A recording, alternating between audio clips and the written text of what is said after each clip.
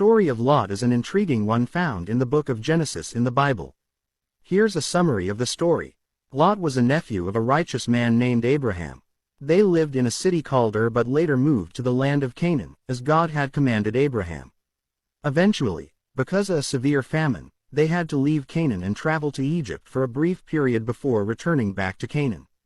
The land where Lot settled became prosperous, but the people of the region, including the inhabitants of the cities Sodom and Gomorrah, were extremely wicked in the eyes of God, engaging in sinful behavior and refusing to follow God's commandments. One day, two angels disguised as men arrived in Sodom. Lot, recognizing them as divine messengers, welcomed them and offered them hospitality, inviting them to stay at his house for the night. As evening approached, a wicked mob of men from the city surrounded Lot's house, demanding that the angels be brought out to them, intending to harm them. Lot, desperate to protect the angels, offered his own virgin daughters to the mob instead, which was seen as a morally questionable decision. The angels, however, struck the mob with blindness to safeguard Lot and themselves. This act demonstrated God's intention to punish the wickedness of the city. The angels then informed Lot that God was planning to destroy Sodom and Gomorrah due to the severity of their sins. They advised Lot to escape with his family and not to look back while fleeing the city.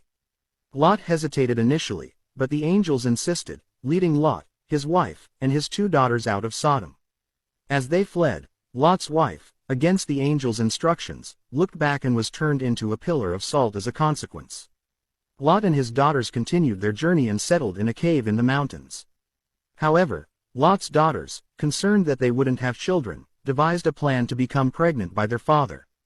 They each took turns getting him intoxicated and slept with him, resulting in their pregnancies. One of the sons born from this, named Moab, eventually became the father of the Moabites, while the other son, named benami, became the father of the Ammonites. The story of Lot portrays the consequences of living in a wicked society and the importance of obedience to God's commandments. Lot's actions, particularly offering his daughters to the mob and the events with his daughters afterward, reveal the moral downfall that occurred due to living in such an immoral environment.